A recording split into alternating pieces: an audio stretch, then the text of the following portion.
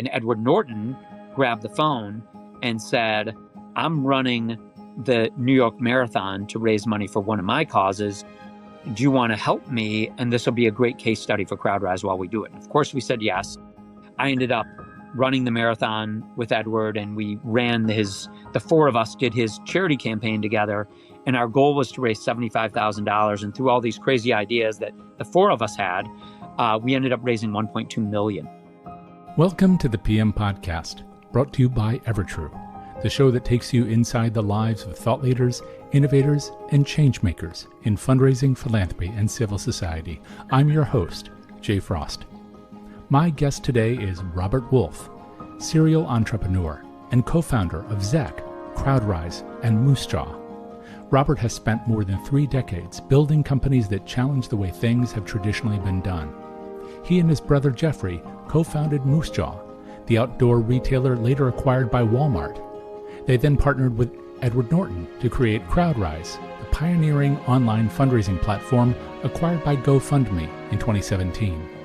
In 2022, Robert, Jeffrey, and Edward co-founded Zeck, a technology platform created to rethink the traditional board meeting and help organizations make board communication, governance, and decision-making more effective. In this episode, we trace Robert's journey as an entrepreneur, from building Moosejaw to helping transform online charitable fundraising through CrowdRise, and now taking on the way organizations work with their boards through Zeck, starting with his Michigan roots. Robert, I guess I want to ask you first where you are, because I see that you're outside. Where are you today? I'm about 15 minutes north of Detroit, and Where? About 45 minutes away from Ann Arbor. Where are you, by the way? Do you know the area? I know it well. I'm in Northern Virginia. I'm right next to Dulles Airport in Reston, Virginia, but I went to school at Michigan, as you know. I see. I went to school at Interlochen, and my family had a farm for 151 years outside of Grand Rapids. So wow, I was up there, oh my gosh, a month ago. So yes, I'm awesome. Up frequently. I'm about a minute from Royal Oak is the town that people know. Sure. Yeah. And I know that Michigan occupies a big part of your life, but maybe I'll just ask, why is that? I mean, we're born in a place, but that doesn't necessarily define us. Right. What's special about Michigan to you? Are you talking about the University of Michigan or the state of Michigan? The state of Michigan. I can answer both. Yeah. You know what? I've always been here. After our first company was acquired, my brother, who's my partner, he moved out to San Diego. I stuck it out in Michigan. And I think Michigan is underrated at all times. I think the winter is significantly worse than anyone imagines, but the other 3 seasons are much better. So I try to stay and work outside as long as I can. But it's been great here. The community's always been super supportive of all 3 of our businesses, both from a customer standpoint, a community standpoint, an investor standpoint. So it's I love it here. And for those who are listening, who have spent time here and know northern Michigan, the topography is entirely different than southeastern Michigan, and it's beautiful there. So I love going up north. I like biking. I don't have very many hobbies, but if I can get to northern Michigan and go biking, I love it. And this is true for your whole life. So you were born and raised there outside of Detroit, right? Yes. But northern Michigan also. So did you take family trips? Was this a place where you went to camp in the summers, or? Yeah, definitely lots of nostalgia in northern Michigan. I've always been a camper and a backpacker. So yeah, I love it up there. The first time I ever heard the expression trolls is when I went over to visit some people in Iron Mountain, which is on the other side. Yep. And they called me a troll. And I didn't know what they were talking about until they explained it was all the people beneath the bridge. Totally. You probably get that. So when you talk about Upper Michigan, are you talking about the UP?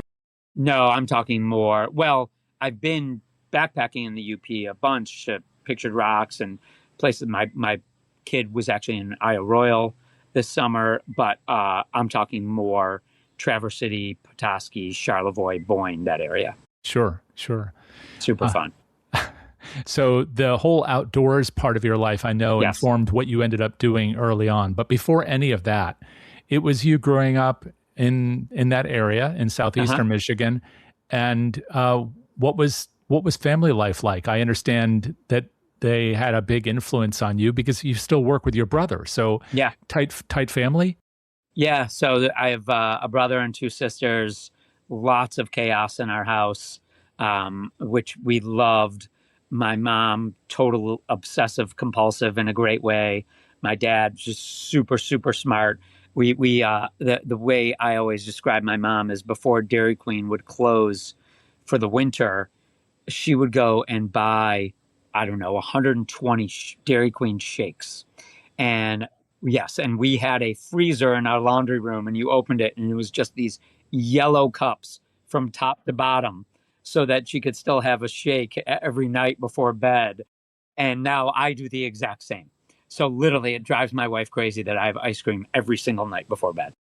Okay, well, this explains why exercise is an important part of your Yes, life. yes, and I am a fanatical exercise. But yeah, no, it was our house was the house where all the kids came over, always super fun, giant mess, uh, breaking closets, everybody fighting, but all in a great fun way. And my house now is very much like that. So last night, a bunch of kids from a camp that my kid used to go to, a bunch of British kids who are actually heading back to the UK today came over last night. So it was super fun here last night. They were all asking me to buy them beer, which I didn't do, but that was the only reason they wanted me around. Well, the drinking age is a little different Yeah, exactly. for the Exactly. That's right. UK. But I'm sure the Michigan experience was pretty foreign for them. No, yeah, they loved it though. They loved it. And we had a baseball game on last night. I said, I don't remember what game. It wasn't even a Tigers game. So I said, do you guys really care about the Phillies game or whatever the game was? Like, yeah, we love baseball. They don't get that there. So that was really fun. But we also talked a lot of World Cup. I became obsessed with the World Cup and loved the English team, the England. So we talked a lot about that as well. So you again, we were growing up there, but you decided to go to Michigan. I know there's a lot between birth and then, but not everybody who grows up in a place and is close to family decides to stay there close to family. And that was probably a 45-minute drive at best, unless you're like a lot of Michigan drivers I know who would have made it faster, Right. to get to Ann Arbor. What made you decide to go there? Did your family go there as well? No, my family's actually from Jacksonville, Florida. So I've actually never put ice skates on in my whole life. I mean, winter sports was not something we engaged in when we were growing up.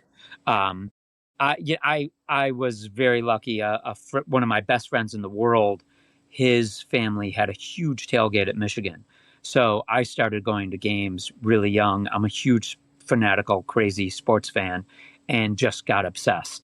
So it was that, and just I think there's a joke. How do you know if someone went to Michigan? And the answer is because they will tell you within 10 seconds of talking with them because everyone's so proud of it. I'm one of those people. So I've always been obsessed. I applied to other schools, but I always wanted to go to Michigan and love Michigan. You were where'd you live on campus? I lived on the corner of Eastview and Willard. I mean, you'll remember this, although it doesn't exist anymore. Right next to Red Hot Lovers, which was an awesome little lunch place that we were obsessed with.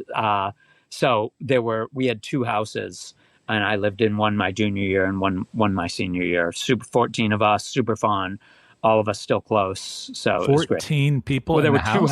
houses, two houses next to each other, and we Wow. were all friends. Yeah, so we Yeah. still do an annual trip, and I've never missed a year. Wow. And the Very landlord lucky. must have loved all of you too. Oh, you know what? The last night of school. It was the last night after graduation, where we were leaving the next day, and there were lots of leftovers from the graduation party that we had. And I don't remember exactly what time it was, but let's just say it was 3 in the morning. A food fight started in the house. and people were literally taking bologna and whipping it on the ceiling. And we actually still have video, believe it or not, still have video of it. But it couldn't have been a funnier way to end school. Of course, we lost our deposits, but it was an epic way to have a last night at Michigan. Well, who knows? Maybe one day there'll be a little plaque on the building itself saying that you threw bologna on the ceiling here. No, I've been back. There's no bologna on the ceiling, but I have been back in the house. It's super fun. They actually, so we went last year. Some of my friends, they came back in town for a game, and we went up Friday night, and there was a party at the house. And so we walked in. Of course, we're double the age of anyone there. And we told them we lived there. They treated us like, like Frank the Tank in Old School. They didn't just give us a beer. They went to the freezer and gave us a frosty mug. It was so fun. It was awesome. So you were there to study, of course, in addition to all these other things. And it was poli-sci. Is that what you were studying? Yes. And Michigan's competitive. I mean, all my friends and I are all delinquents, but everybody worked hard and everybody did well. I mean, it's people sort of ramp themselves up, right? Because you see your friend going to study, so you got to go study. So Michigan I think, does either a great or maybe a terrible job, depending on your perspective, about creating that kind of competitive atmosphere. And what drew you to poli-sci and then maybe drew you away from it? I mean, it's kind of a specific course of study. I only wanted to be good at Jeopardy. And I thought political science or history would help. So that's why I chose political science. But aside from liking trivia, I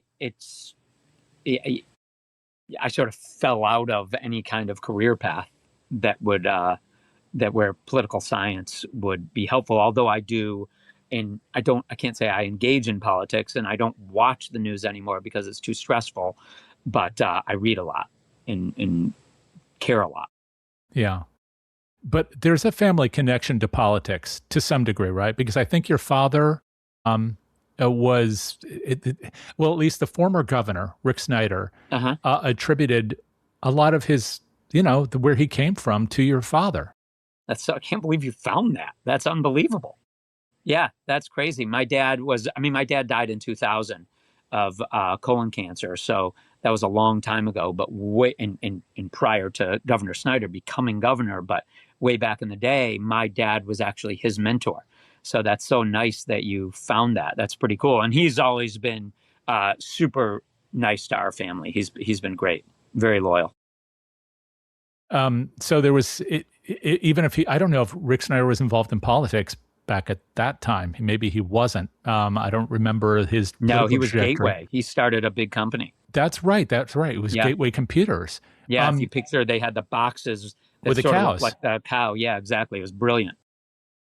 But your dad's work was accounting, I guess. But that's not really a fair assessment of what people who deal with finance do. So tell me about.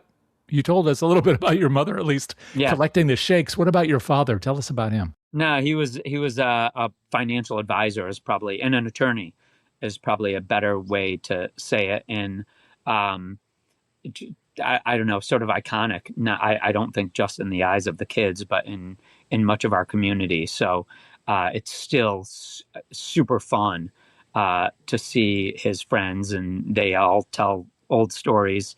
I remember this was just a few weeks ago. I saw one of his friends, and he said, Robert, I don't think I've ever told you this story, but a couple months before your dad passed away, we were on the golf course. My dad was an obsessive golfer. I am not. But and he said to me, Dale, I know I'm going to die soon, but I am still obsessed with making this putt. Right, which I think is I think captures him quite nicely. You speak about him with joy, even though there's this loss, and your family is clearly quite close. What kind of impact did that have to lose him on your family? I mean, it's hard to know because it's the only world I know is not having him here. I mean, I think obviously it would be great to have them around because my kids are older, and that would have been fun. I also think when people say, what do you think he missed? My answer is Curb Your Enthusiasm. He would have loved Curb. So, yeah, but I think our family has grown closer because of it. I talk to my mom a couple times every day, and my brother and my two sisters. So, got to pull through those things together. Yeah. So brother, and you said two sisters, and then I know you when you graduated from Michigan, I don't know how quickly it was that you went on this path of effectively being an entrepreneur. Uh-huh. So you went up, was it up north to work at this company that you then later uh, assumed control over? Tell us about that journey and what led to Yeah. it. So I was working at a camp with a friend, and the owner of the camp came to us and said, "I want to start a wilderness guide service and have a store. So when the kids and participants need to buy a sleeping bag, there'll be a place to go." And my friend and I said, "Okay, that's awesome. We're in." And the person who actually had the idea never did it. He actually started the guide service, and still love him. He was a mentor of mine. But my friend and I continued to research opening an outdoor shop. And this is pre-internet, right? This is 1992. So this was the summer of 1992. And we opened Moosejaw. It was about 1,100 square feet in Kego Harbor, which was a little bit of off the beaten path. And that was on Halloween in 1992. We opened Moosejaw. And I think we got really lucky because we sort of didn't know the rules to break. And I was the kid who wouldn't go to the mall to buy clothes. I hated shopping, and still do, by the way. So my guess is I got this shirt that I'm wearing right now probably 10 years ago. It wouldn't surprise me. But when people would come into the shop, I wouldn't say to them, "Can I help you?" I said, "Do you want to go play home run derby in the parking lot?" And I'm not being hyperbolic. We had home run derby set up in our parking lot. Okay, And describe what that is yes, for those who don't know. so you're basically just trying to, someone's pitching to you and you're trying to hit it over the fence, right? So we had a wiffle ball and bat, and we would say to the customers, "Let's go play," and people did. And we sort of fell into this place where we were doing what is now called experiential retail by accident, and because it was genuinely not purposeful. We were not super smart trying to get ahead of this game. We just wanted to play home run derby. I mean, I was 21 years old. And once we realized that this was resonating, we started doing it purposefully. And we had ping pong tables in all our shops at Moosejaw, and your retail experts told us we were out of our minds. How could you take up that space? But people would come to the store to play ping pong, and we had contests and a leaderboard. So that was very lucky for us. And then we tried to figure out a way to get that to translate online. So we were doing blogs and engagement with our customers prior to those being words. And again, it's not because we had some brilliant plan. It's just more a reflection of who we were. And once we had data behind it and we learned how to use that data, then we really pressed it. But in the early days, it was genuinely by accident. It sounds like, at least for you, just having fun was Yes. pretty important to being able to do the work at all.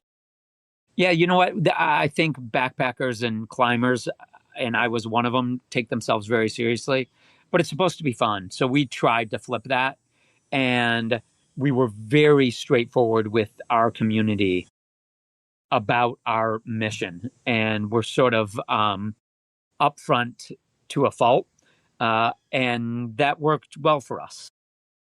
Yeah. Okay. So what's the big learning that you took away from that? Because as you said, there are a lot of words we use for all these things now, and engagement is one that I both love and loathe. But what you're describing, this experiential component, people playing ping pong and et cetera, that really works. But why do you think it works? I think that people want to have real life relationships where it's not just online. And I'll give you another example. I was super lucky to have gone to the Masters a few years ago. And when you go to the Masters, you cannot bring your phone in. And it's the first time in years that I haven't had my phone locked to me. I mean, I am a relentless communicator and believe in that. But being at the Masters on Sunday without your phone and having people, it was sort of like that game of operator where something would happen on the 12th hole and it would go through 5,000 people by the time you heard it. It was so cool. And I wasn't the only one who liked it. Everybody did. Everybody loved it. So I feel like there's some real life fun that can be had when you're away from your devices. And we really tried to embrace that in our shops. It sounds like something that was obviously important then, but isn't that even more important now that we're all using our phones all the time? Mine's sitting here, but it's on Do Not Disturb. Totally. But right. But there are at least two kinds of uses of this. One is to communicate. You said you're a relentless communicator, but another one is kind of absorbing everything. Actually, not communicating. There's not a lot of phone calls anymore. Right. Yeah. What you're describing is different. It's people actually talking to one another. Yeah. No. Sometimes real life is more fun than being on your phone. So whether I mentioned I love going biking up north. I have a friend of mine who is he's one of the great talkers. He does not stop talking. He is the best running and biking partner ever. Because when everyone else is out of breath and can't talk, he just keeps going at it, and that's fun. So Moosejaw, which started, you said 1,100 square feet?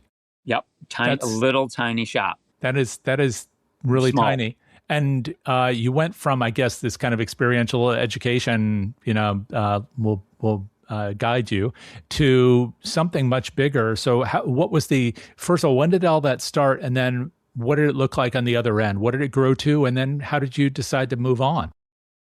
Yeah, so we ended up having 14 shops, but we were mostly an e-commerce company. I fell in love with the internet. So what you could do quickly and efficiently online relative to the stores, particularly if you're someone like me who's obsessed with brand, it was so much more efficient and scalable.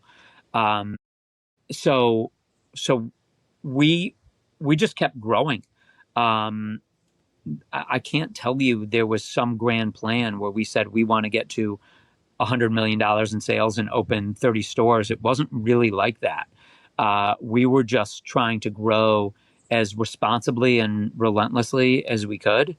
And it was sort of odd. At a point in time in 2009, we had never considered selling or raising money, but we started getting a lot of inbound. I guess we got to the point where that, I don't know, maybe one big company heard about it and then everybody wants to sort of engage. And the first company, all these companies we should remain nameless, but we got far down the path of partnering with a big retailer and ended up not getting along with them personally. They were just mean, and we think we're, trying to be nice and fun, and so we actually said no to the deal, but we got a sense of what an infusion of cash, how that could help the company. And so then we went and started purposefully trying to find partners, and we did that. And this is probably a longer story for another time, but I actually didn't get along with our partners at Moosejaw and ended up leaving the company a couple of years later and starting our second company, CrowdRise. And sort of, I don't know, part of the nice story for me, and I'm a big believer in luck, a year later, these people came back to me and they said, hey, sorry, right? They probably didn't say sorry, but asked me to come back. And at that time, I was already started our second company, CrowdRise. So I didn't come back full time, but I did come back as a consultant and worked at Moosejaw again and rejoined the board, which was great for me. So you never know.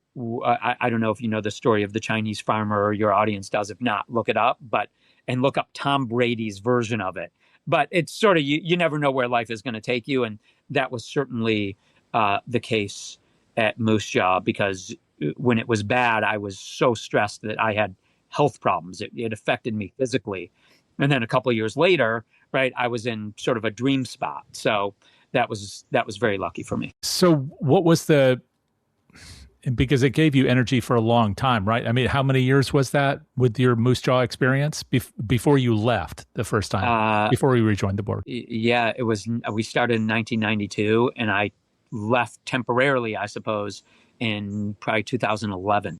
Yeah, so that's a good long time, especially at an early point in your career. And I can imagine at first it sounds like it was both a blast and also very successful, but then toward the end it must have been, like you said, it was wearying. And so when you left, we're going to talk later about Zeck, your current company, and this whole board element. But it sounds like you didn't get along with your board at Moosejaw in those later years. What was the board's role at Moosejaw? This will be important to our audience, even though most of it focuses on nonprofit, because nonprofits and for-profits, that's just a different type of corporation. Yes. Yes. But the board element is both, providing the resources in order to grow and sustain, but it's also how people get along and build vision, strategic vision. What was that like for you working with the board early on and then later? What made the difference between joy and pain? You know what? I used to blame the board that we would work like mad and get into the room really at Moosejaw for a day and a half, and felt like that it was a reporting function and they added no value. In retrospect, much of that was our fault, because the idea that the board has not been a part of the business for the past 3 months, let's say, if you're doing these quarterly, and I send them an 150-page deck the day before the meeting and expect them to add value, well, that's my fault, right? Not theirs. I didn't see that at the time, but looking back, and this is part of the reason we started Zeck, is to address these kind of issues. It wasn't just their fault; it was my fault also. But only time, with time, you get that kind of perspective. Yeah. Well, you had a board and you had partners, and was your brother with you working at Moosejaw? Yes. Yeah. So, and my sister, actually. Oh, okay. So we had my sister was actually, so the order is boy, girl. So my sister, Julie, she came into Moosejaw second.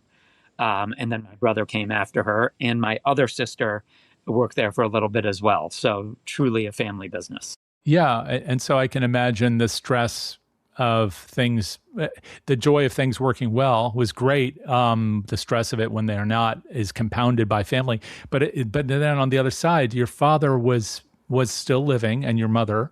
I wonder, did you get advice, whether it was solicited or not, from family as you were going through this, especially since there were so many people in the family working in the business? Like, did your dad ever say, hey, you really need a strategic plan, or watch out for the board, son? I mean, did you get any of that? Well, my dad didn't really get to see the success of Moosejaw. I think people, this could be wrong, but I feel like people think Moosejaw was this success story. And we, maybe eventually we were, but I thought we were going out of business every day. We were not an overnight success. We worked 24 hours a day. I mean, this is a true story, and I like telling it. But when we started Moosejaw.com, wherever I went, that's where the 800 number went. So if you called Moosejaw, and I was working at our Grosse Pointe shop that day, that's where, if you called to order a North Face jacket, we picked up the phone, right? Moosejaw, and we took your order. When I went home for the night, I brought a Visa machine home with me. Oh, wow. And had my laptop by my bed. So if you called Moosejaw, this is real. If you called Moosejaw at 2 a.m, I was answering the phone in my bed with a Visa machine next to me, taking your order, right? So I think where we got really lucky is in 2000, when the whole world was raising as much money as they possibly could to get ahead of the of the web game. All those companies, when the world fell apart, they all went out of business. We did not do that. So there were very few companies in our space left standing. I mean, I could think of the ones that went away, and it was REI and Moosejaw and Backcountry and a couple others. And so we got, again, I'm a big believer in luck. We got very lucky that we did not go and do what Fog Dog and Alltrack, and there's sort of a long list of these companies that didn't exist after the internet bubble burst. Yeah. Yeah. There's a lesson in that too in contemporary times. But before we get into that, yes. So you were invited back to the board. You decided to make yourself available for that. You probably still had a stake in the enterprise, right? Yes, and loved Moosejaw. So it was, I loved it so much that I had no leverage, right? I couldn't pretend that I didn't. So it made my negotiating skills poor, but it did not take a lot for me to come back. Yeah. But then it was eventually sold, right? So we were acquired by Walmart in 2017. And at that time I said, I'm good to be done.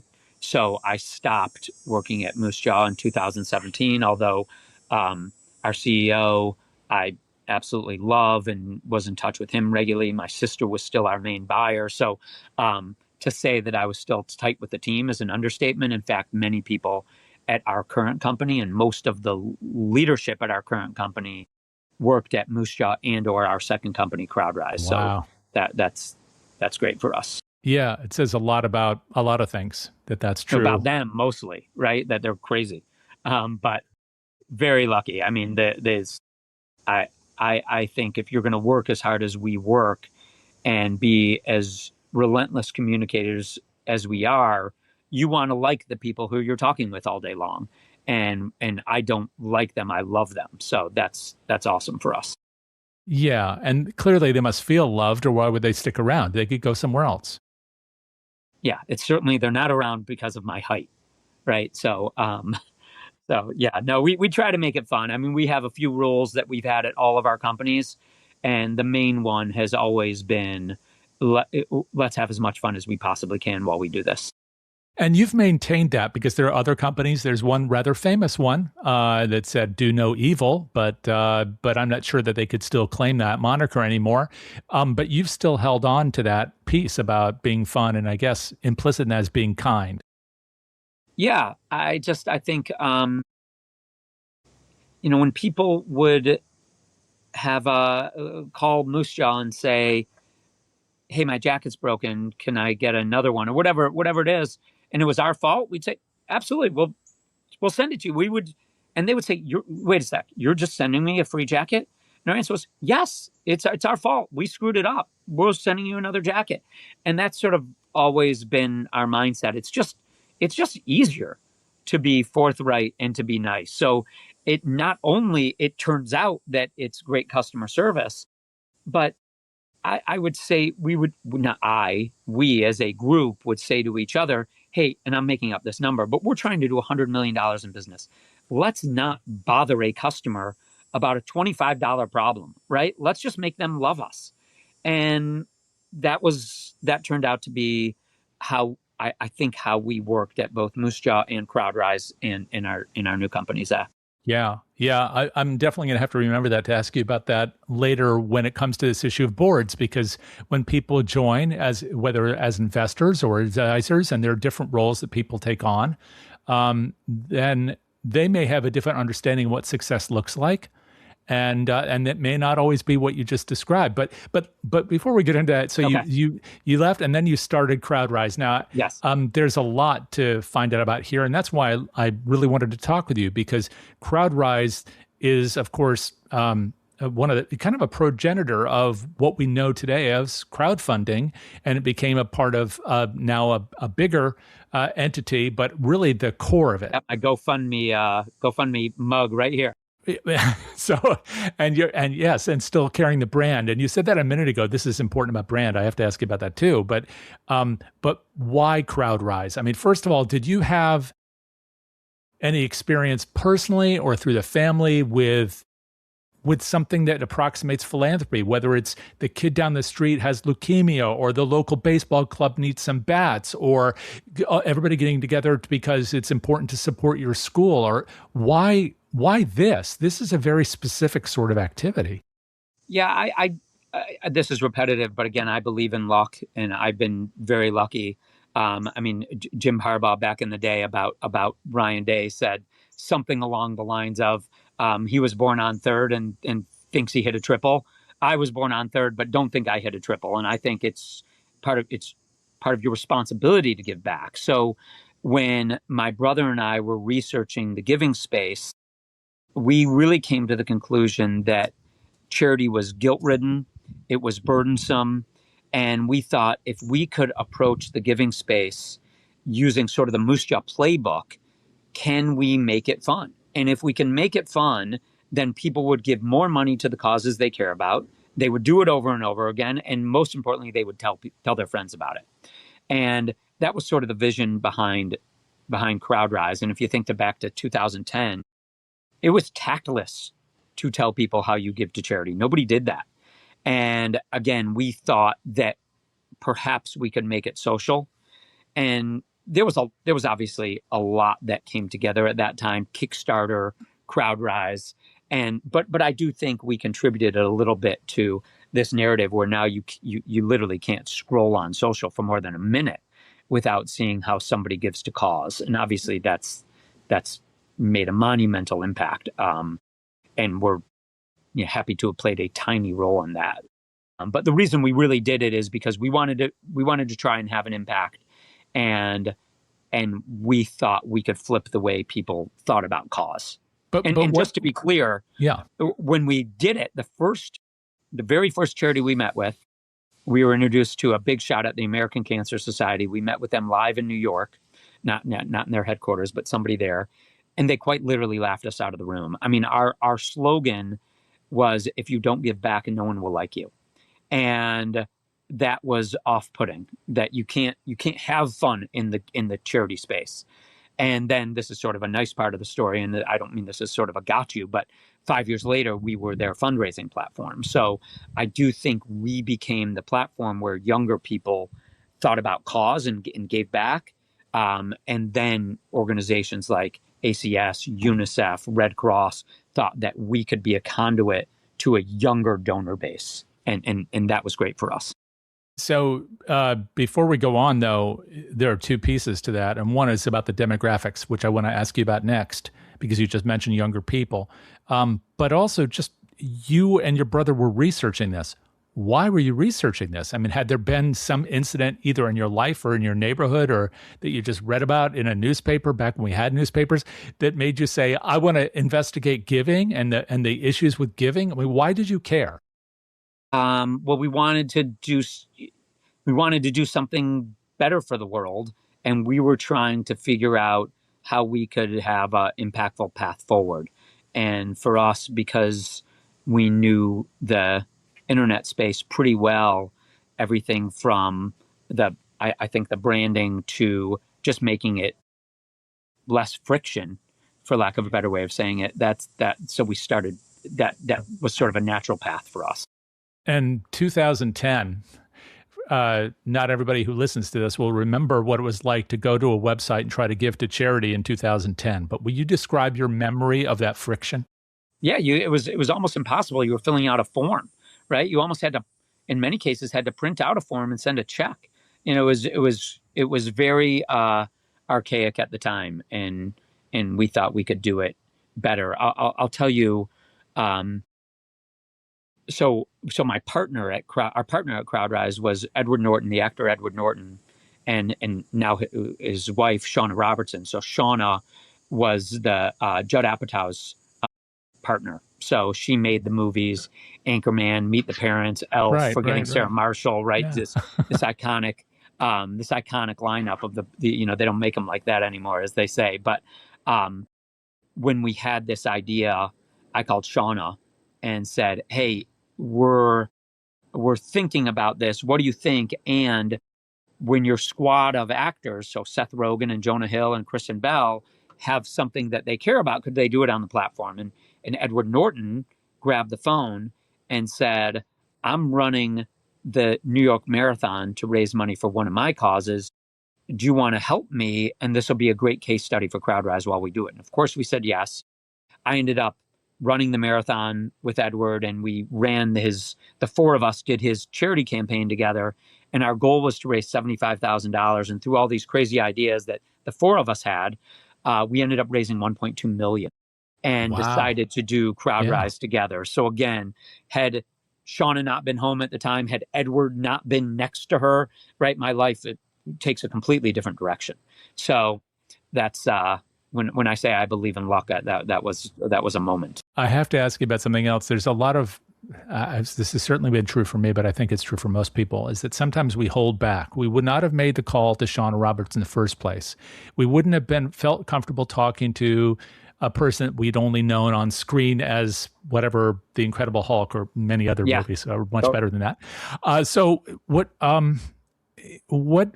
led you to say, why not? And just pick up the phone and call somebody and make something happen?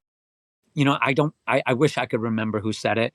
It might have been Kobe or Jordan or someone like that said the world favors the courageous. And I've always thought, that's always been meaningful to me. So a lot of times you got to do it. And so I've never been shy about that.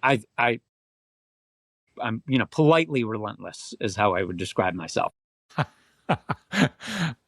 So you then relentlessly went into this because CrowdRise didn't stop at the New York City Marathon, which in and of itself, if there wasn't the rest of the story and you just said, yeah, I qualified and I ran, that would have been a story. But you guys finished the marathon and you didn't do it alone. I think there was a whole group of, who were these runners? The Maasai Marathon was the name of the campaign. So Edward is one of the world's leading conservationists, and he does a lot of work in Africa and was in Kenya and thought of this idea, let's raise money for the Maasai, for this community there. And so a few of these guys came over and ran the race, and they were just awesome. I'm still in touch with one of them. They were just, it was an amazing experience. It was really cool and fun. And they're famous for many things, but one of them is the ability to run these long distances. So one of them, they ran with they took tires and turned them into basically sandals that they would run with. That's how they ran. It was wild. Wow. Okay. So you finished the race. It's a proof point, I guess, for what was then, I'm sure, a very new, even if it was enterprising and innovative, a very new and probably slimmed down piece of software that would provide a less friction-filled path to supporting causes that we thought were interesting. Exactly. Where did you go next? Because if you had that kind of classic reaction from the American Cancer Society, and bless them, I mean, later they came around, as have many charities, but we don't do it that way because we've never done it that way. When you had that kind of reaction then, how did you see the shift occur? How much did you have to be politely relentless? And how much was they woke up and they found this is a way to do better with the people who want to support our work? Yeah, it certainly did not happen overnight. There was definitely a drumbeat, but we really wanted to think about it from the threshold of there will be a certain number of people who will give because it's nice to do so. We wanted people to give because it was in their interest to do so. And so how do we solve for that? Well, one is, how do we make it fun, right? So when you go to a charity site, you typically don't see Will Ferrell quotes on the homepage, right? At CrowdRise, you did, right? The typical slogan isn't, if you don't give back, no one will like you. We had if you think about every successful, whether it's an airline or an e-commerce site, there's a loyalty program. We had a rewards program, right? You don't usually see that in the giving space. So we really tried to have this e-commerce mindset to the cause space. But this definitely didn't happen overnight. I'll tell you that just because this it refreshed me last week. The very first person to do a fundraiser on CrowdRise was an Irish singer. His name's Glenn Hansard, who died in a Oh, motorcycle accident a couple weeks ago. yeah. So The man he was behind Many Things But Once, and for people who exactly. saw the That's right.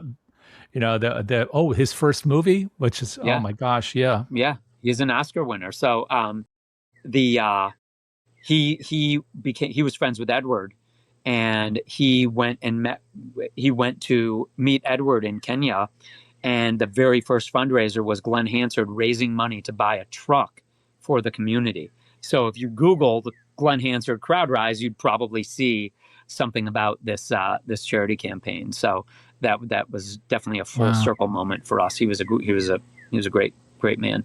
Wow. Yeah. So how long was it, the CrowdRise journey? And you went from zero to quite a bit. So how much was raised, and then how long did you do this before you ended up folding it into, GoFundMe? Yeah, so we launched CrowdRise in 2010, and we were acquired by GoFundMe in 2017, and I stayed with GoFundMe for 2 years after that. And it was supposed to be 6 months, but it turned into 2 years. And Oh, now yeah. we sort of started the SaaS part of GoFundMe, and then they purchased another company called Classy, which is an Yes. awesome company. And so GoFundMe is an amazing company. Most of the team, so the CEO at the time, his name's Rob Solomon. It's just this to me, this iconic CEO. I mean, I might be okay at the startup part. I saw him work. He was way better at running a big company than me, much more visionary. And so he's gone, and the leadership team we worked with is gone, but a lot of our staff are still there. So I still talk to the people at GoFundMe about once a week, and I'm very passionate about cause. So it's Yeah. something I love to help with. And so that, and again, you transitioned out when, after the 2 years, when was that? 2019. And 2019. Oh, yeah, right before the pandemic. that's right. Yeah, exactly. Um, that must have been hard. You're a social animal. It's quite clear. So You if know you what? went out of that into the pandemic, what was that for you? Well, we started thinking about Zeck very early on. My brother and I were advising other companies. When in 2020, if you asked me what my job was, I actually said it was sort of a made up title, but I said I'm a board advisor. So I was working with companies in what we described as their most consequential meetings, and try to navigate that, because there's, I think, such antagonism, unfortunately, between the leadership team and the board. And we sort of fell into this place where we were trying to solve that and make these most important meetings actually productive. And that led us to, along with a couple of other moments in time, but one significant one, but that led us down the path to launching Zeck. And so you were doing this, though, in the midst of the pandemic, and everybody responded to this differently. Some people really stuck in their homes for nearly 2 years. Yeah. Other people just went out no matter what. You're an outdoorsy person, so you probably found a way to be part of the world in what you thought was as a safe way.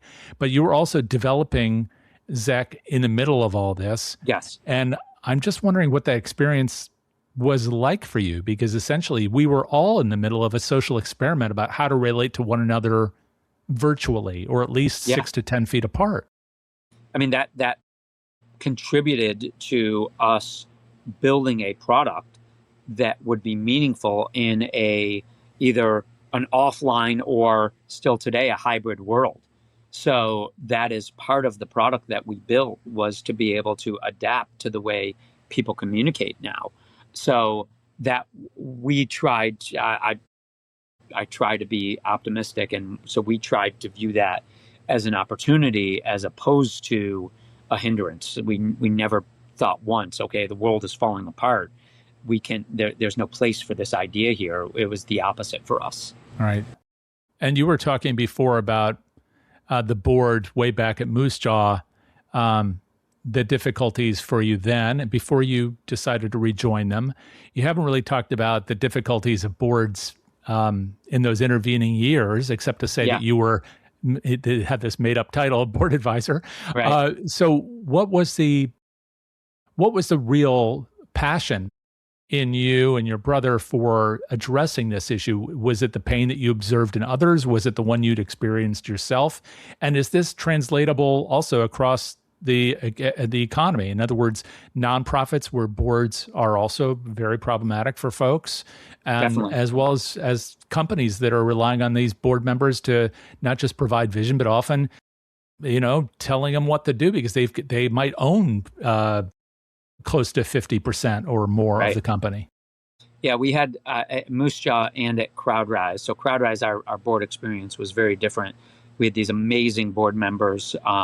One, Fred Wilson, who's this revered board member, and another, Bijan Sabet, who was actually the U.S. ambassador to the Czech Republic. So we were embarrassed to send our board materials to them. I mean, there's these just amazing online entrepreneurs, and I'm sending them a slide deck that looks no different in 2016 than it would have looked in 2000. Right? Like there's something wrong with that. You can't engage with it in any way. We'd get into the board meeting and I would reread our board a deck that they had already read.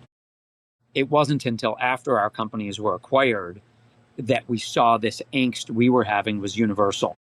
And that, again, we view these as a company or nonprofits, most consequential meetings, and everybody hates them.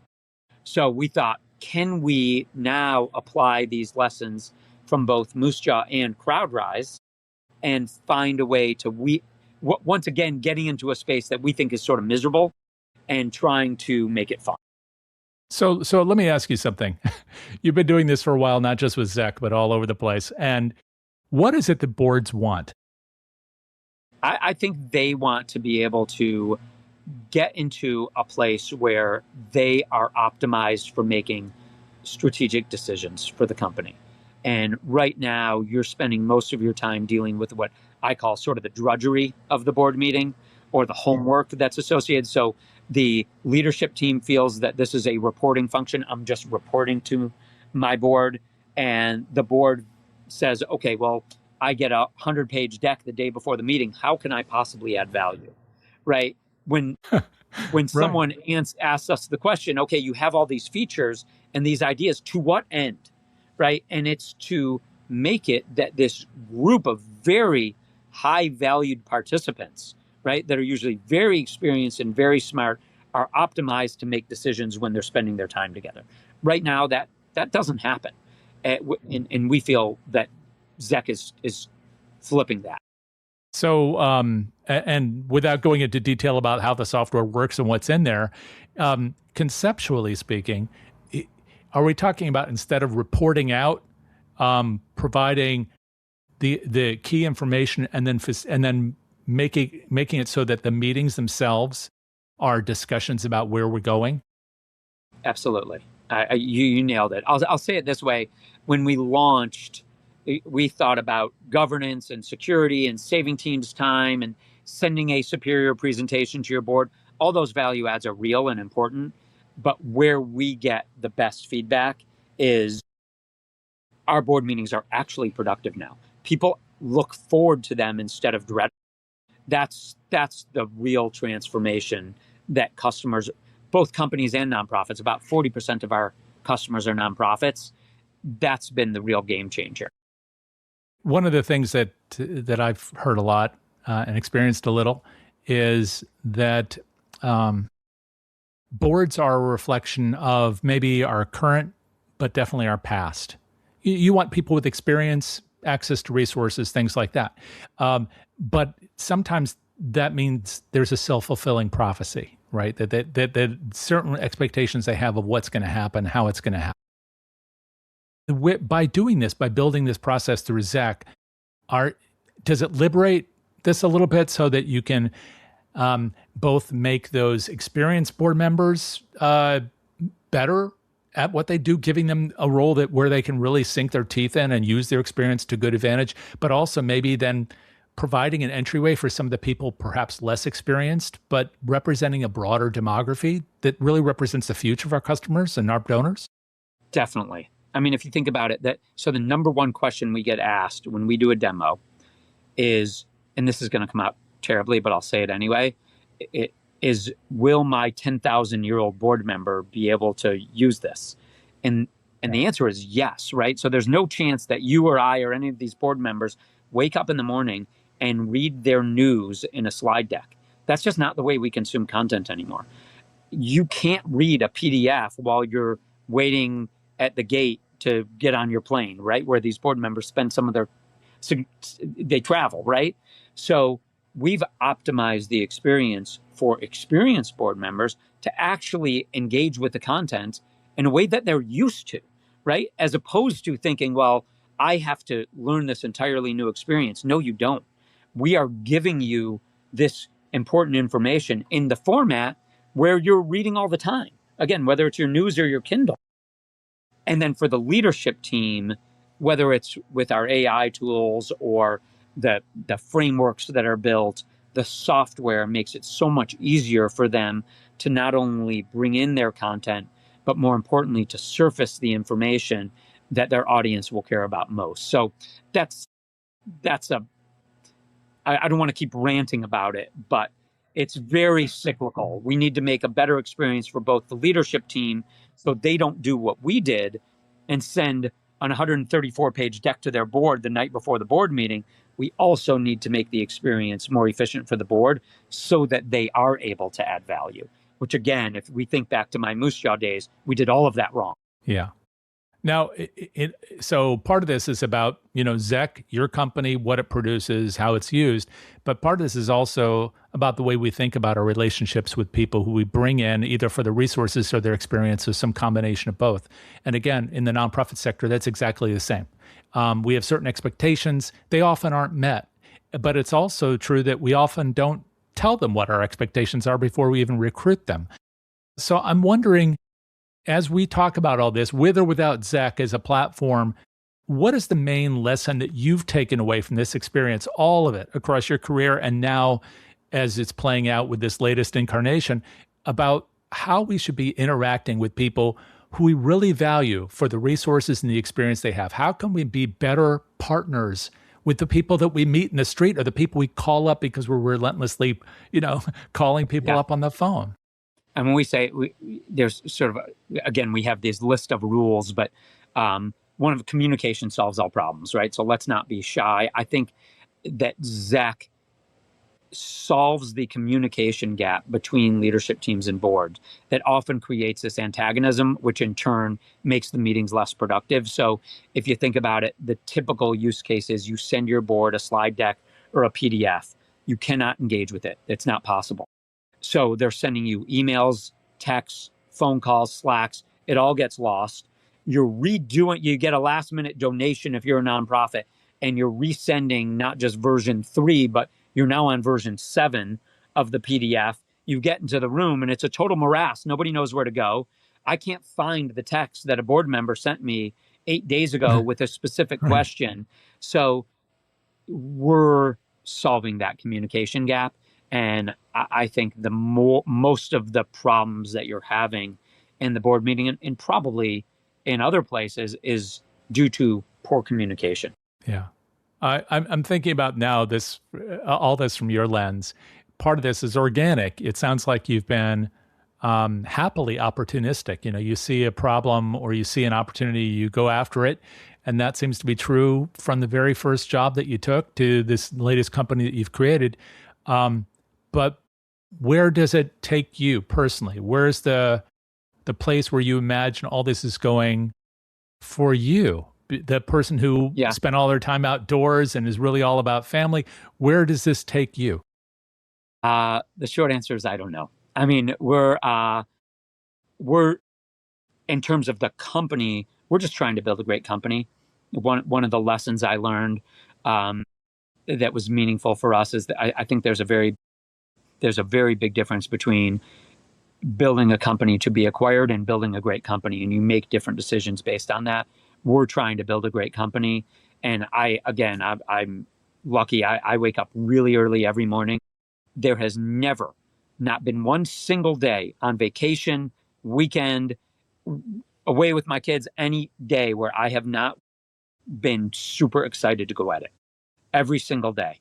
So I think I'm really lucky and also crazy. Like I actually think something has to be wrong with me to have done this for a third time, because it's so hard, and I don't want to pretend that it's not. It is. We are working like mad to try and figure all of this out, but we love it. And again, I think that something wrong with me. I'm crazy. I am genuinely, you can ask anyone who works for us. I am definitely crazy. Well, so if I asked your kids, like the two questions that are so hard for kids to answer, like, first of all, what does your dad do? And then secondly, what is he really like? What would they say? Yeah, first, when they really want to make me mad, they call me lazy, because I unfortunately, I am not a great relaxer. Yeah, they would know I'm a really hard worker, and that I care about the people who work for us and family, and I think that's what they would say. Well, that's it for this episode of the PM Podcast. You can learn more about Robert Wolfe and his work at Zeck.app. Our thanks to our sponsor, Evertrue, a philanthropy-first intelligence platform that helps fundraising teams turn data into action and build real donor relationships, working with nonprofits, healthcare organizations, and educational institutions across the country. You can learn more about Evertrue at evertrue.com. Our producer is Jack Frost, and our theme music is Moving Out, Moving In by Jay Taylor, courtesy of Epidemic Sound. If you enjoyed this conversation, be sure to subscribe and check out our sister shows, Frontlines of Social Good and How to Raise, all part of the Philanthropy Mastermind series. Until next time, I'm Jay Frost. Thanks for joining me.